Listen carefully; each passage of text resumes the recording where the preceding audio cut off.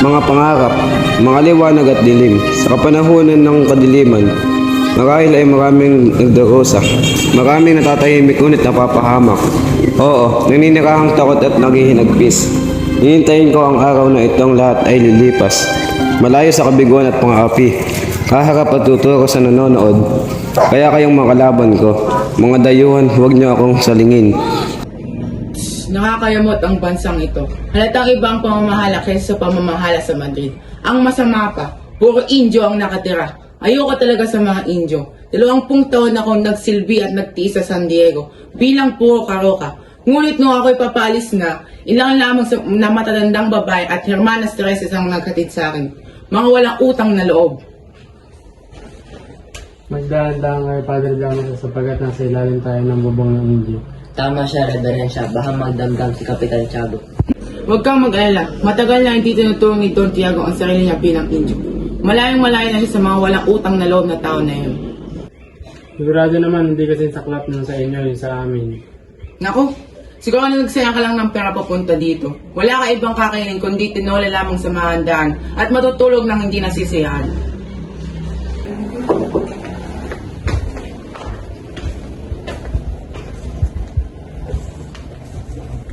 Mga Ginoo, ikinalulugod kong ipakilala ang anak ng aking nasirang kaibigan na si Don Rafael. Sino kaya ang kasamang bisita ni Don Rafael? Siya si Juan Crisostomo Ibarra. Siya ay nagmula sa Europa. Sinundo ko siya mula sa kanyang paglalakbay. Ikinalulugod ko pong kayo lahat na makilala. Aba, Padre Damaso, ang puro ng San Diego. Ikinagagalak ko makita muli ang matalik na kaibigan ng aking ama. Mukhang nagkamali ako. Matawag ko, Reverensya. Hindi ka nagkakamali niyo. Ngunit di ko naging matalik na kaibigan ng iyong ama. Kung ganon, ikaw pala ang masirang anak ni Don Rafael. Naway ang kasiyahang napagkait sa iyong umay mapa sa iyo. Gracias, Senyor. Isang mabait na tao ang iyong ama at masasabi kong siya ay kagalang-galang at matapat na mamamayan ng Pilipinas. Maraming salamat po pinamay ng mga papuri niyo sa aking ama. Ang mga duda ko tungkol sa nangyari sa kanya. Gayong ako na kanyang anak ay walang kaalam-alam. Marapatin niyong gayahin ko ang tradisyon sa Alemnia sa pagpapakilala ng bisita. Kung wala siyang kakilala, kinagagal ako kayang makilala. Ako si Juan Crisostomo Ibarra. Mga mahal kong panauhin, halina sa paghanda ng hapunan.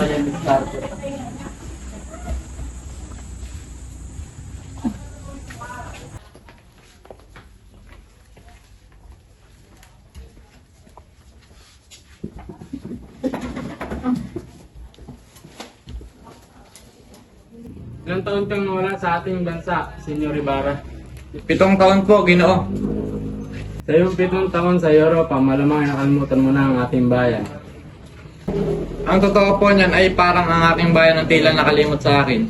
Lagi kong iniisip ang aking bayan kahit na ako'y malayo. Sa ngayong napuntahan, ano para sa iyong pinamaganda at tumatak sa iyong isipan? Patawarin mo ako, Ginoo. Ngunit sa inang Espanya ay wala pa rin ako naibigan pa kundi ang ating bansa. Kung kayo ay isa kang bulag na hangal iho, bakit ka pa nagsayang ng pera papuntang Europa kung di mo din naman magugustuhan? Ang mga napag-aralan mo doon ay napag-aralan din naman ng kahit sinong tanungin mo dito sa ating bansa. Senyores, huwag kang magtaka sa amin dating kura. Ganyan-ganyan din na pakikitungo sa akin noong bata pa ako. At mukhang hindi na siya nagbago. Salamat pa rin sa kanya dahil nagugunita ko ang mga panahong kanyang reverensya ay madalas dumalaw sa aming tahanan. At nakakasalo sa pagkain ng aking ama. Nakoy, tanggapin niyo aking sinserong paumanhin. Senyores, Kapitan Tiago, kababalik ko lamang mula Europa. Kaya't naway maintindihan niyo na kailangan ko na lumisan. Pupunta pa ako ng San Diego sa Makalawa para sa Todos los Santos. Kaya't may kailangan ako katagpuin. Hindi ka na ba mapipigilan sa iyong pag-alis? Naway mahintay mo pa ang aking bulaklak na si Maria Clara. Alam kong matagal ka na niyang hinihintay. Paumanhin aking Don, ngunit mahalaga ang aking katagpuin ngayon. Muchas gracias sa hapunan, Kapitan. Walang anuman, naway gabayan ka ng ating Diyos sa iyong paglalakbay.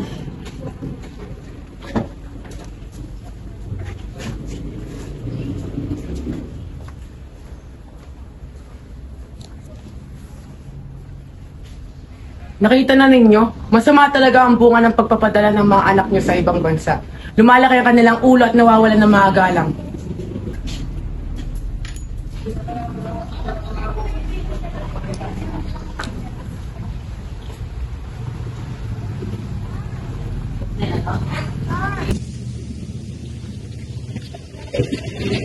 Nabusog ba yung mga bisita sa handaan, Isabel? Sa palagay ko yung Santiago, panigurado mabusog sila sa dami ng handa. Nakakalungkot lamang isipin na kailangan umalis sa gabi para sa akin walang inaanap ng siyahan.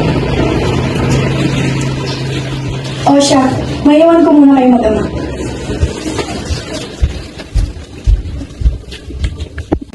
Tila yata may bumabagabot sa iyong isipan ng kita. Mayroon nga ba yan? Walang anuman, Ina. Nagpapasalamat lamang ako sa Panginoon at bigayaan tayo ng maayos na buhay. Ngunit sa wari ko'y mas magiging masaya sana tayo kung ang iyong inahin hindi nawala sa atin ng maaga. Papa, huwag niyo na pong balikan ng nakaraan. Mabuti pa po ay kayo ay magpahinga na. Panigurado ay pagod na pagod kayo mula sa pagtanggap ng mga bisita namin. Nagpapasalamat talaga ako sa Diyos. Pinayaan ako ng napakabait at napakapitagang anak tulad mo. Kung buhay lamang talaga si Pia, ang kaligayahan ko ay paniguradong buong buo.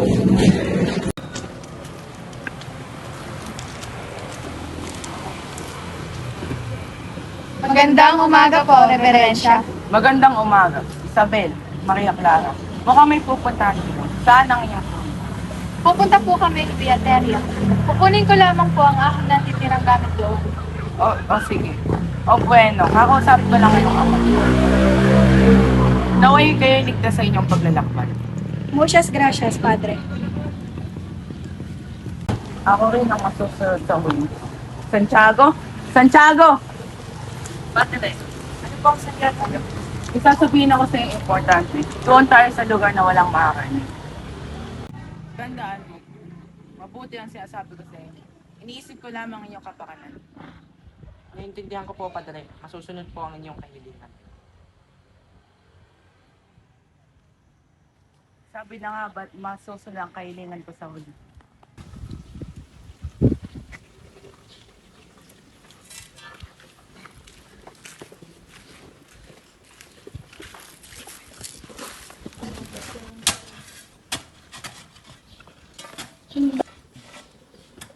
Oy, wag yan. Mukhang bagong-bago pa yan. Pare-parehong bagong libing ang mga yan. Ayoko na. May dugo pa ang buto at ang buhok. Masyado ka nang maselan. Kung ikaw ang mukay ng ginawa ko. Isang bangkay na 24 araw pa lamang. Madilim ang gabi noon, umuulan, at namatay pa ang aking ilawan. Ang kakakilabot naman ng iyong sinabi. Tanggalan pa ako sa atawal, kaya't lumabas ang kalahating katawan ng bangkay. Saksakan ng baho ang bangkay. Binuhat ko pa iyon sa gitna ng malakas na ulan. Bakit mo nagawa iyan? Bakit mo hinukay ang bangkay at sinong nag-utos sa iyo? Sino pa kundi ang kurang malaki? Anong ginawa mo sa bangkay? Para kang gwardiyan sibil ko magtanong. Ang utos sa akin ng kurang malaki, ilibing ko ang hinukay ko sa libingan ng mga incheck. Hindi ko nagawa iyon dahil sa lakas ng ulan at sa layo ng libingan ng mga incheck. Ayoko na magukay. Natamaan ko ang bungo at nabiyak. Paniguradong hindi na naman ako makakatulog mamayang gabi. Ha ha ha ha ha ha ha ha ha ha ha ha ha ha ha.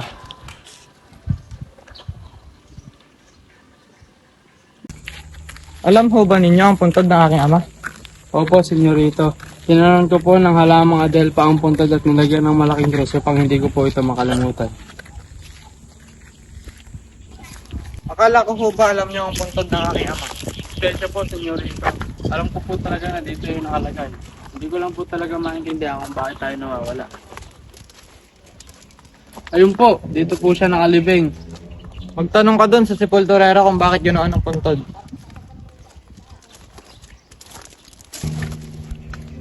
Walang galang na po.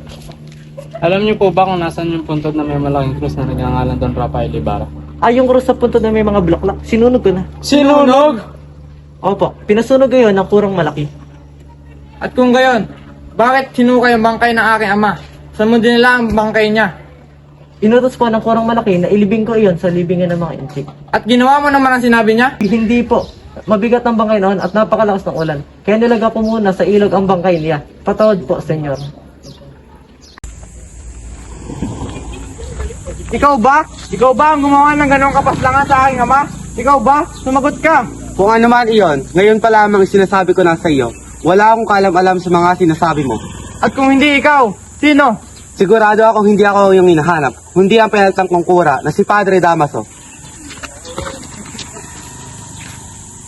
Pasensya na po, Reverensya.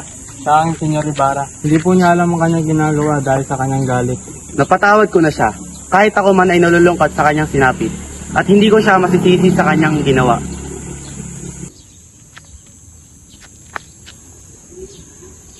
Gabayan nawa siya ng may kapal.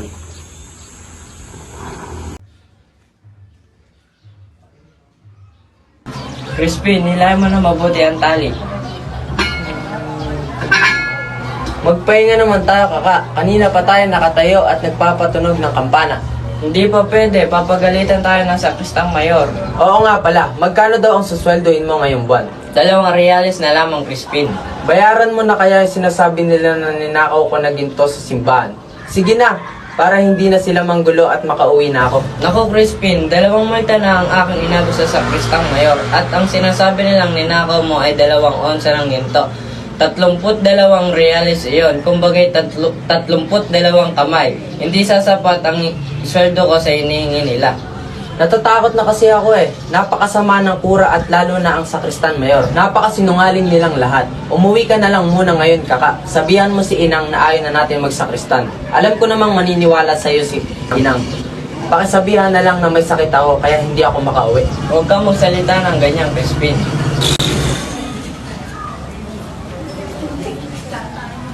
Ala, ang sakristang mayor. Kaka, taway na bata, kahit kailan kayo, wala na kayo nagawang tama sa simbahan. Ikaw, Basilio, magmumulta ka ng 2 reales at hindi ka uwi ng alas 8, kundi alas 10 ng gabi. Ngunit uhuli na ako ng gwardya. Sasagot ka pa, wala akong pakialam. Itong mayor.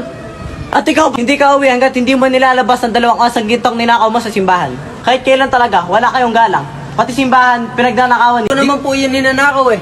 Wala naman po ako ninanakaw na kahit ano. At sumasagot ka pa, ito ang para sa iyo. Rico po, tama na po. Tama na po, maawa na kayo. Basilio! Kaka, huwag mo akong iwan! Crispin! Rico po, tama na po.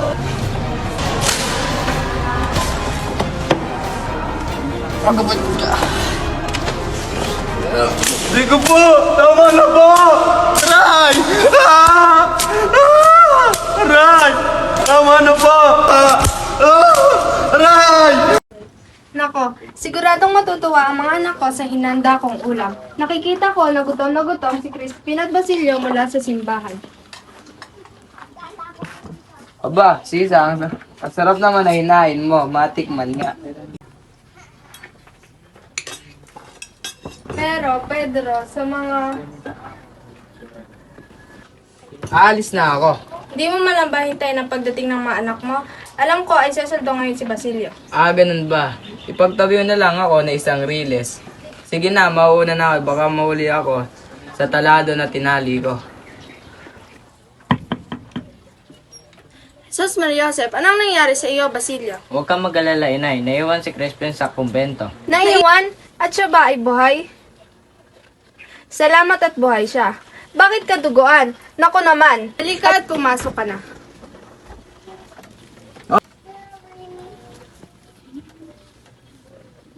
Ako po'y tumakas sa kumbento. Ngayon lamang ako pinauwi ng sakristang mayor dahil di daw ako makauwi kundi alas 10 ng gabi. Bawal na maglakad ng alas 9, kaya't nung nakasulubong ka ang mga gwardyang sibil sa bayan at sinisigawan ako ng Queen Vive ay nagtatakbo ako.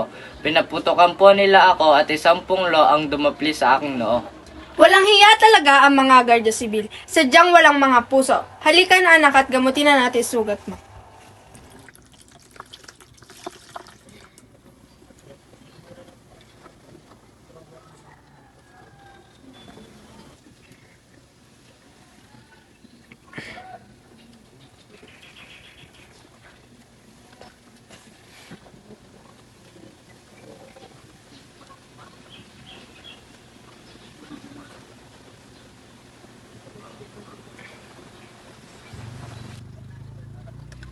Kukuha lang ako ng makakain mo. Sige po, inay.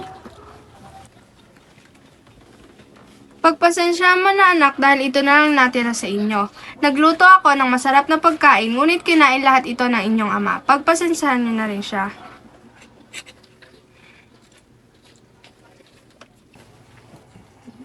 Sinaktan ka po ba niya? Huwag kang mag-alala anak. Hindi naman niya ako ginawa ng masama. Bakit hindi daw uuwi si Crispin? Pinarusahan po siya ng sakristang mayor dahil nagnakaw daw po siya ng 2 onsa ng ginto. Hindi naman siya nagnakaw talaga, ngunit hindi daw po siya pauwiin hanggang hindi daw niya yun na ibabalik. Mahabaging Panginoon, kaawaan mo naman ang aking bunso. Hindi naman siya ganoon kasamang tao. Hayaan mo at pupuntahan ko bukas ang kura. Bibigyan ko siya ng gulay at hihilingin ang kalayaan ng iyong kapatid. Matulog ka na at huwag mo nang alalahanin iyon.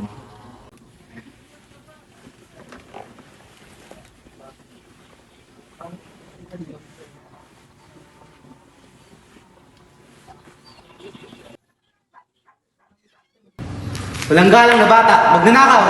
Pura! Mahawa na po kayo sa akin! Mahawa na po kayo sa akin! Mahawa na po kayo sa akin! Huwag ka magtago. Mga nagkasalanan na riyan. Mga nagkasalanan na riyan. Saan ka? Sige natin kung yung pabalik ng mga ninakaw mo! Wala na po ang ninakaw! Mahawa na po kayo! Ang sakristang mayor po ang magnakaw! Huwag ka magtago. Kahit kailan talaga napakasama. Napakasama ng mga kapatid. Napakasama.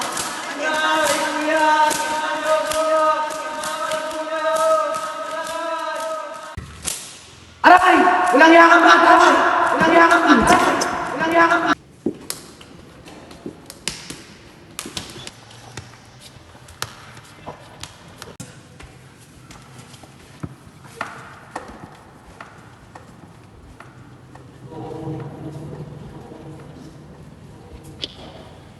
Crispin! Diyos ko anak, anong nangyari sa iyo? May problema ba? Inay, ayoko na magsakristan. Sunduin mo na si Crispin sa kumbento at kunin ang aking huling sweldo. Ipakikiusap ko po kay Don Ibarra na tanggapin akong tagapastol ng mga hayop nila. Paaralin niyo po si Crispin kay Piloso Potasio. Mabait si Don Crisostomo. Baka bigyan pa po niya ako ng gatas na gustong gusto ni Crispin. O kaya ay isang batang kalabaw. Ako, magsasaka ako at mag-aararo. Diba mainam iyon, inay? Pumayag ka na po. Huwag niyo na po akong gawin sa Kristan. Oo anak, sige, tumahang ka na.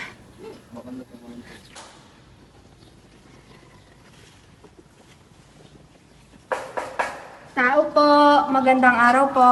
Sino yan? Ako po si Sisa, ang ina ng sakristang si Crispin. May dala ho akong gulay para sa kura. O sige, ilagay mo na lang riyan. Saan ho? Kahit saan dyan. Maaari ko ho bang makausap ang kura? Hindi maaari. May sakit ang kura. Kung gayon, kung maaari ko na lamang makausap ang aking anak na si Crispin. Huwag ka nang magkaila. Alam na ng lahat na si Crispin ay nasa inyo ng bahay. Si Basilia lamang po ang nasa bahay, ngunit si Crispin ay naiwan dito. Ibig ko sanang makita. Nga, ngunit tumakas din pagkatapos na magnakaw ng maraming bagay. Baka nga hinahanap na siya ng mga gwardiya sibil sa inyo eh. Alam mo, napakabuti mong asawa, ngunit ang iyong mga anak ay napakasasama, gaya na lamang ng kanilang ama. Nako, lalo na'y maliit, baka nga higitan pa niya ang kanyang amay eh.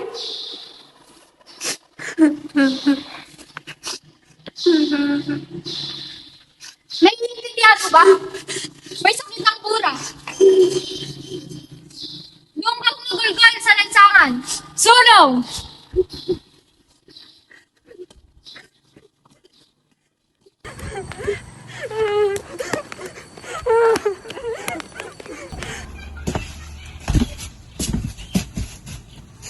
Narito ka pala, Ginoo. Naabala ko po ata kayo. Ano ang mapaglilingkod ko sa'yo? May nais lamang po akong isang guni sa inyo.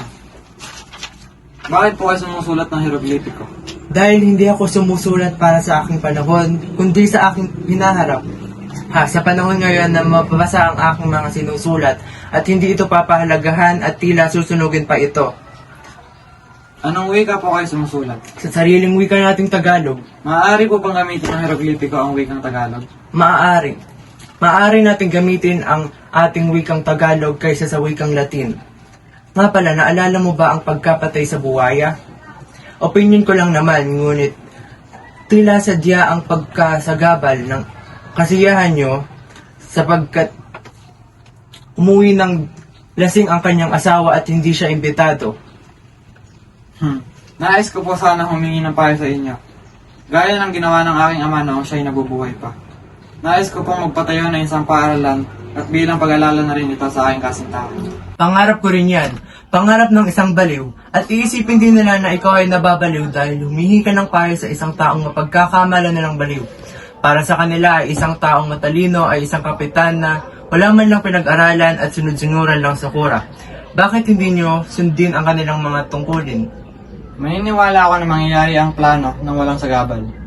Matutuloy ang inyong plano kung susunod kayo sa mga karakter na aking binigay. Totoo ang mga pangyayari ng kura, subalit hindi ako naniniwala mapang-abos ng lakas at kapangyarihan. Ang taong bayan ay maniniwala sa katuwiran at pamahalaan. Ang pamahalaan ay walang ibang pinakinggan kundi ang kura. Sumusunod ang kanilang kamay sa idinidikta sa kanilang isip. Parang ipaglalambis ang iyong pahayag. Sa katunayan yan ay wala pa rin bayang dumaraig. Pipi ang bayan kaya hindi dumaraing. Ngunit hindi magtatagal ay darating din ang panahon niyon. Malalaman nyo ang kanilang mga pagtitiis. Nakakunawaan ko ang inyong ibig sabihin. Ngunit dapat nyo malaman na nanggaling sa utos sa taas ay hindi maipatutupad sa ibaba. Ang nanunungkulan ng mapag-ubuso, dalawa lamang ang inyong maaaring gawin. Ang yumukod sa makapangyarihan o yumukod makapalit ay kapahamakan. Hindi ko pa maaaring mahalin ng sabay ang Espanya at ang aking bayan. Bakit ako yuyukod kung hindi kailangan? Sapagkat ang lupang inyong tinatapakan ay nasa ilalim ng kapangyarihan ng mga taong nagpapahalik ng kamay. Nagpahalik ng kamay? Nalimutan niyo po bang siya ang may kagagawa ng pagkamatay ng aking ama? Hindi ko nais na ipagiganti ang aking ama alang-alang sa kapakanan ng relihiyon. Hay iho, huwag mo munang ituloy ang inyong mga plano hanggang hindi mo natatanggap ang kasiwaan ng inyong ama. Matulungan kaya nila ako at paniwalaan ang paaralang ipapatuyo ko magiging tuloy upang lumaya sa kamagmangan? Mabigungan kayo. Nakakatuwang ginawa niyo ang nararapat niyong gawin. Naniniwala ako sa sinasabi. Ngayon ay pupuntahan ko ang kura at sana'y hindi siya katulad ni Padre Damaso. Salamat po, Ginoo. Ako'y papatungo na.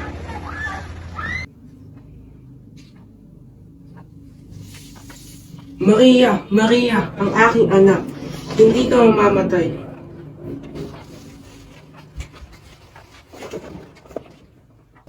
Ang inaanak ni Carlicos.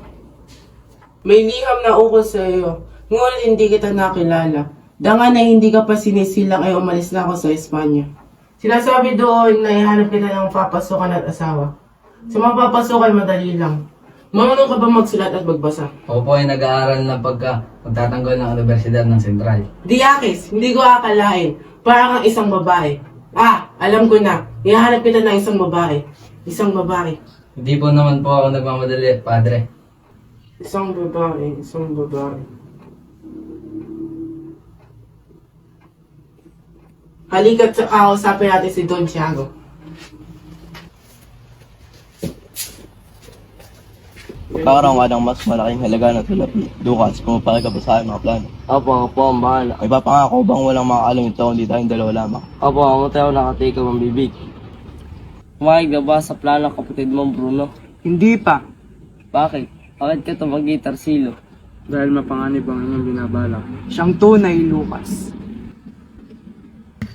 Lucas, peramin mo naman ako ng pera. Kahit 4, 3, 2 riles, ibabalik ko ito sa'yo ng doble. Ngunit hindi kita mapahiram. Inilalaan lamang ito ni Senyor Ibarra para sa mga taong na nasang-ayon sa plano na patawarin ninyo ako. Ngunit hindi kita mapahiram.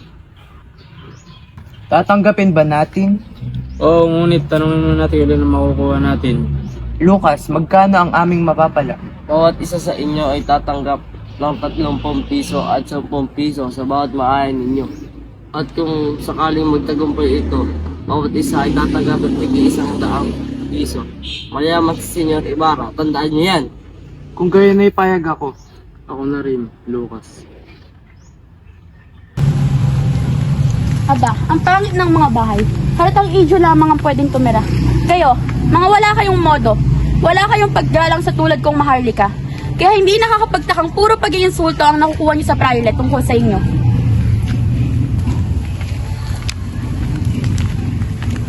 At bakit ganyan ka makatingin? Naiingit ka ba? Kayo? Kaiingitan ko? Kaiingitan ko nga pala ako yung kulot. Napakagandang tanawin. 2 donyang walang asal ang nag-aaway sa tapat ng bahay ng Alperes. Ano kaya ang kahihingat niyan? Aba, Excelentísima Senyora Puput, Wala nga nakakapasok ng mga alphalets kundi ang mga pilantad na tulad ng iyong asawa. At talagang ginagalit mo ako? Lumabas ka dyan, wala kang modo. Paraanin niyo ako! Lumabas ka dyan, Doña Konsolasyon. Ngayon tayo magtuos. Walang hiyang probinsyana. Kung di ka... Labandera ka lamang naman noon kung hindi mo nabingwit ang iyong asawa. Gusto mo ng gulo? Sige, pagbibigyan kita, Doña Grosera.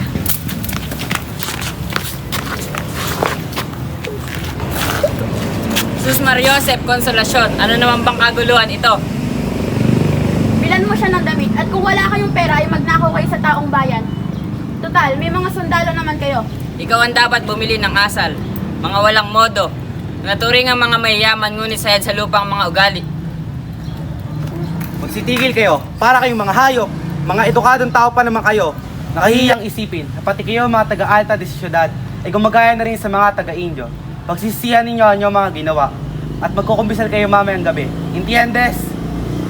At kayong mga nanonood, nandito na kayo lahat ay hindi nyo pa inawat. Magsiuwi na kayo. Diyos ko, patawarin niyo sila. Hindi nila alam ang kanilang mga ginagawa. Pupunta ako ng Maynila at magsusumbong ako sa Kapitan General. Gaya ni Ibarra ay nagpunta ka rin pala sa maraming bansa. Marahil parehas kami ng hilig ni Ibarra. Linyares, puntahan mo ang Alperes at tumulong siya ng Sableo. Bakit, Doña Victorina? Anong nangyari? Dahil siya at ang karida niya ay nilipa kami. Kaya responsibilidad mong ipagtanggol kami. Kung hindi ay, ipapaalam ko sa kanila ang tunay mong pagkatao. Huwag kang magingay, Doña Victorina. Ano ba ang iyong gustong mangyari, Donya? Ang pinsan kong si Linyares ay hahamunin ang Alpares. Kung hindi pumayag si Alpares ay huwag mo siya ipakasal sa iyong anak. O bakit ka umiiyak, Larita? Hindi siya nasabihan sa ating pagkakasunduan na hindi si Ibarra ang kanyang pakakasalan kundi si Linares.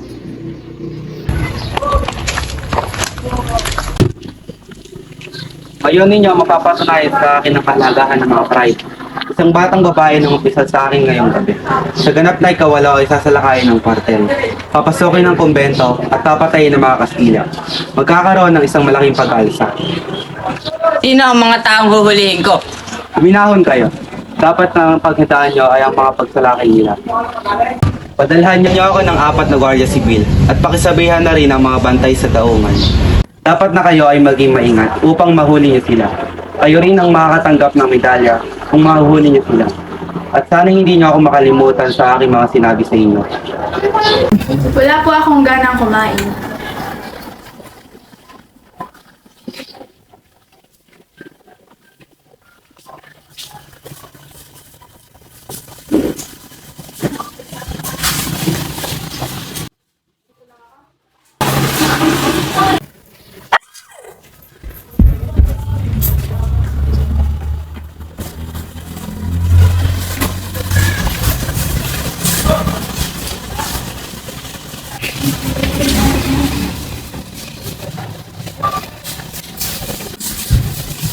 Padre Cora, manaog po kayo, wala nang panganib.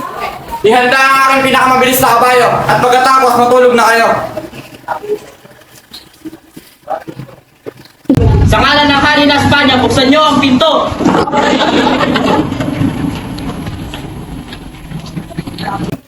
Hinuhuli namin kayo sa ngalan ng Hari. Bakit? Sa kartel na kayo magtanong. Kung nangangako kayong hindi kayo tatakas ay hindi namin kayo itagapos. Ayan ay kaluwagang ibinigay sa inyo ng Alperes.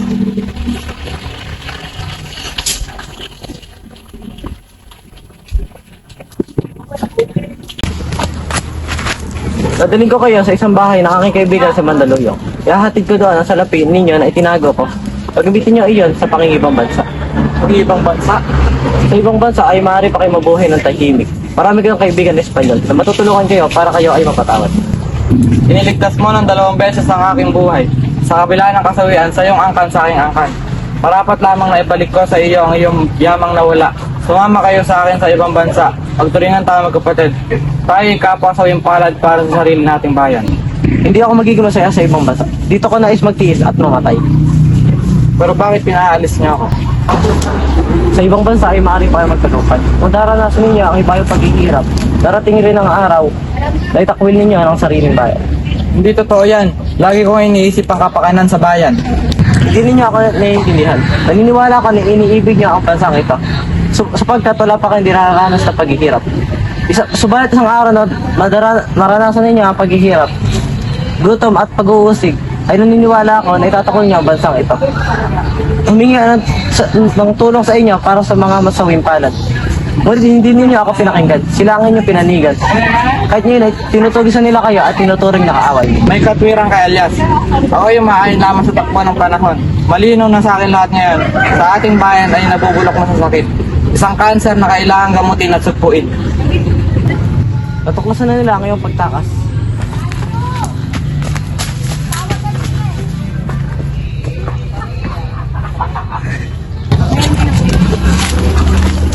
Saan ka galing? Nirasyonan ko po ang kura at ang hukom sa Maynila. Sige, maaari ka magpatuloy. Subalit huwag kang magsasakay na masisino dahil meron yung isang nakakawala na pinaghahanap. Pero pag ito yung nakita, magagatiwaran ka ng gantimpala. Paano kasi yung makikilala? Nakakalibita at mahusay magsalita ng wikang Kastila, kaya huwag kang kakatiwala. Sige po, salamat. Liliwas tayo para mapagkama ng taga Pinapransya. Dapat tayo maghimagsik. Makinig kayo sa aking sasabihin. Mayaman kayo at maaari kayo magbabayad na makakasama. Ngunit malamang ay maliliit na tao lamang ang masaktan. Kaunting kalayaan at katarungan lamang ang hinihingi ng mga suwimpalad. At hindi itakwi ang Espanya. Kung ganoon ay gagawin ko ito mag-isa, Elias. Hindi ko papayag na magtapos ako matapat sa bayan. Andito na po tayo sa Santa Ana. Dito ko ginugol ang maraming masasayang araw ko. Ang alaala ngayon ay hindi na may babalik pa. Ito na ang paano, humiga ka at tatago kita sa dahon.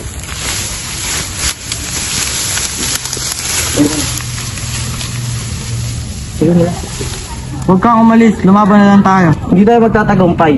Wala tayong sandata. Lilituhin ko na lamang sila.